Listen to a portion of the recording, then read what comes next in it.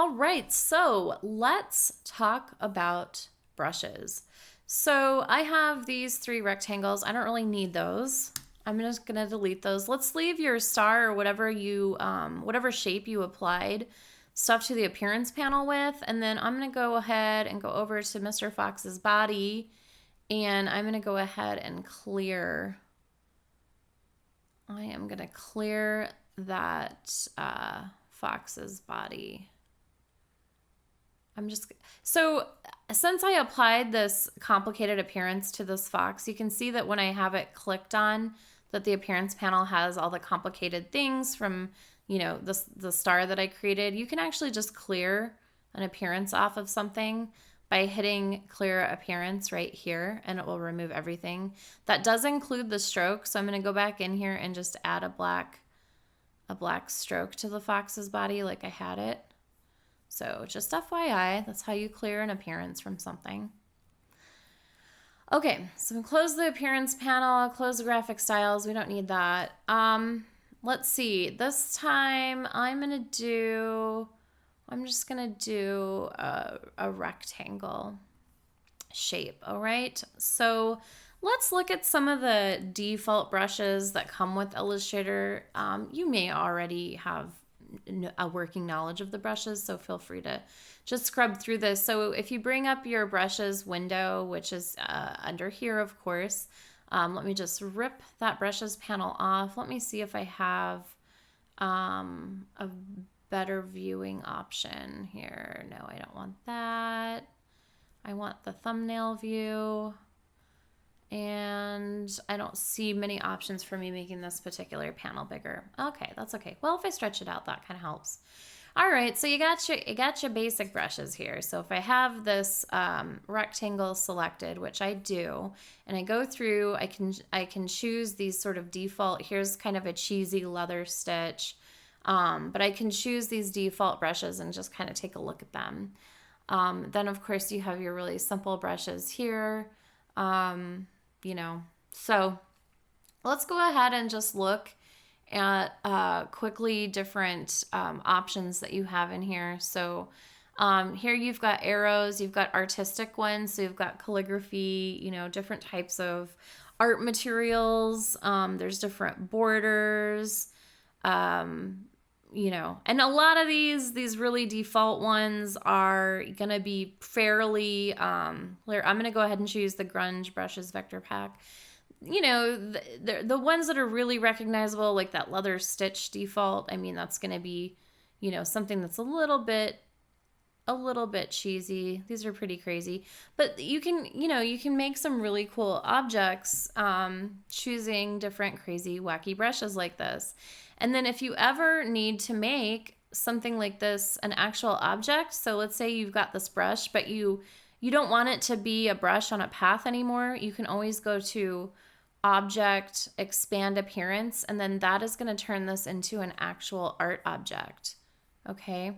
And you can do all kinds of other crazy stuff with the fill. So I'm going to go ahead and just minimize that and leave it by my star here. So let me just go ahead and make another rectangle.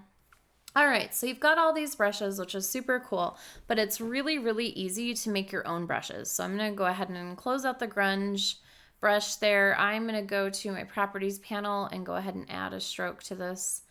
I guess it doesn't really matter.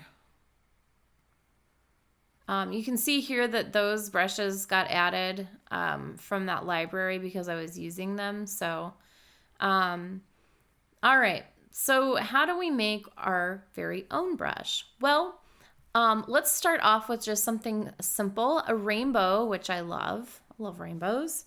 So what I'm going to do is I'm going to create a rectangle that's very, very skinny. Let me just zoom in on this here so you can see it really well. So I'm going to go over to my properties. I actually do not want this to have a stroke, so I'm going to take that off. And then for fill, I'm going to go ahead and fill in with my neon colors down here. So there I have a red fill. Whoops. So with my direct selection tool and this selected, I'm going to hover over the path, hold my option key down, and I'm just going to duplicate that And I'm going to duplicate it 5 or 4 times so that I have 5 rectangles. So my second one, I'm just going to go ahead and fill in and move across my rainbow swatch here.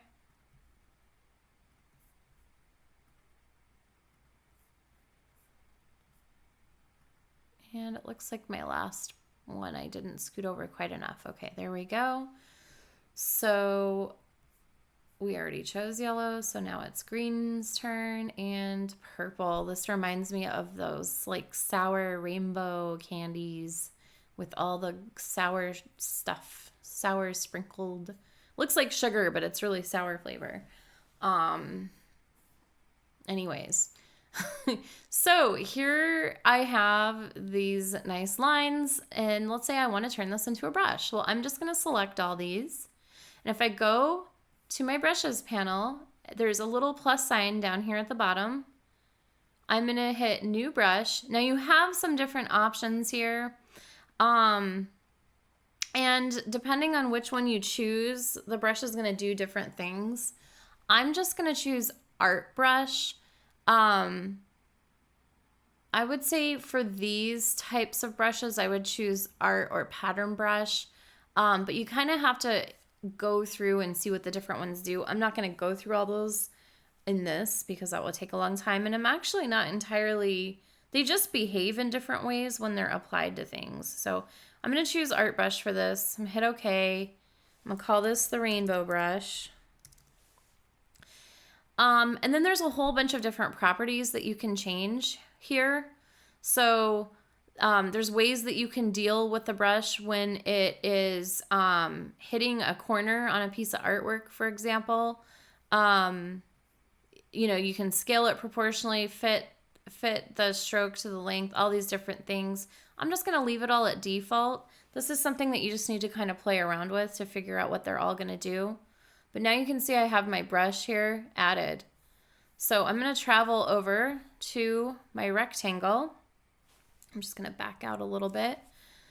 So I'm going to go ahead and choose that, and I'm going to apply my rainbow brush to that object. Cool, right? Now I have a rainbow sour candy brush, I'll call it. And then if I come down to my experimental friend here that I'm experimenting on, my little fox body, I can apply the rainbow brush there also. I'm just going to Command Z that. Okay, so that's how there's one brush that you can create. So let's go ahead and just do another simple one really quick. So let's see, I'm going to zoom in here next to my rainbow friend, and I'm going to, what am I going to do? I think I'm going to use my blob brush tool, and I'm going to make that quite a bit smaller and zoom in a bit more here. And I'm just going to create kind of a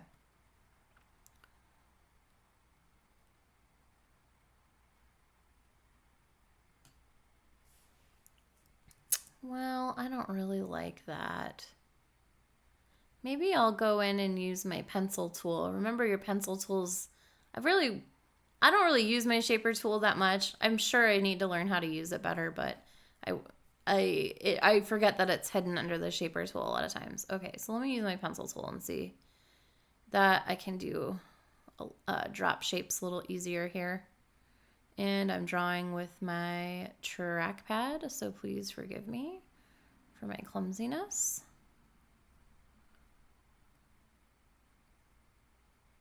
Something like this.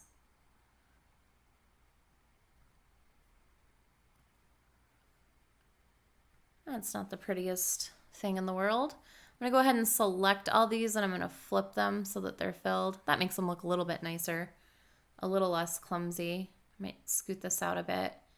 All right, so let's just see what this looks like as a brush. I'm going to go ahead and add it. I'm going to go ahead and go for a pattern brush this time. So this is kind of what it looks like as a pattern brush. I suppose you can go through and see these different previews to kind of see what it is that it's going to do and how it's going to look. You have different options too as to how it's going to behave. I actually kind of don't like that, so I'm going to cancel that. I'm going to go to Art Brush and see if I like that a little better. And this preview isn't quite as helpful as the pattern brush. I'm going to cancel that, and I'm going to go into Scatter Brush and see if I get a good preview there. Not so much. So, I'm going to go ahead and add this as a scatter brush.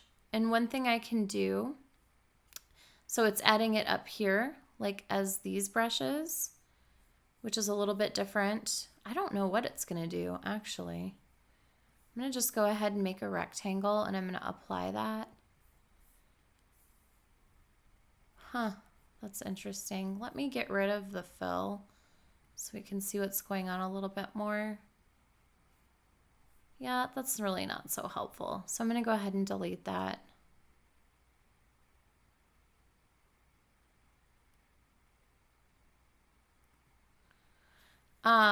So yeah, I mean, you can kind of see how you just go through here and kind of play around. So let's try this as my trusty art brush, which is usually my go-to. Hit OK. It's added there as an art brush. So if I choose my rectangle and apply that, oh, that's cool. So this, you can see it kind of stretches and move things around, but you can always double click on the brush, and you can come in here and change the properties while it's actually on an object.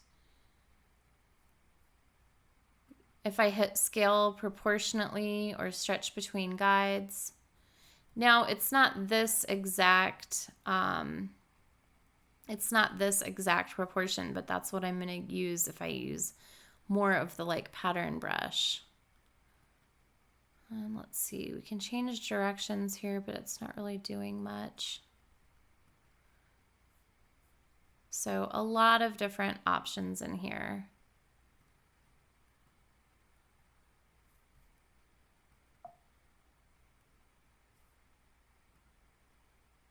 Whoops. Okay, so let me come back over here and let's, I'm gonna go ahead and add this as a pattern brush so you can see what that looks like. So I will go ahead and how about I draw an oval this time? Oval. And we're gonna go ahead and apply that pattern brush. Oh, that's crazy. That's pretty cool. So that makes a really nice pattern. And then of course, whoops.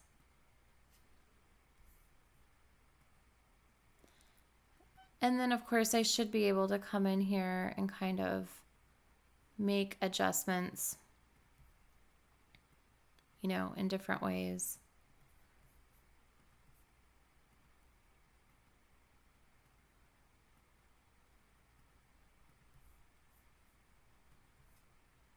So there's a lot of different options for the brushes in here. Go ahead and hit cancel. And then let's say I just want this to be an actual object. You can always go to object, expand appearance, and then this just becomes like a regular old art object, just like this one that we made into an object before. So yeah, that's how you can make your own brushes. Now let's take a look at downloading brushes and loading those into Illustrator and how that might work. See, I can come in, now that this is an expanded object, I think I can come in and just add this brush to that. And now I've got this really crazy psychedelic type of object.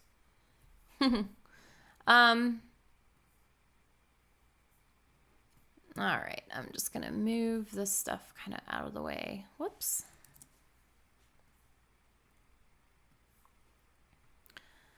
All right, so the website that I have, this is linked in Canvas as well.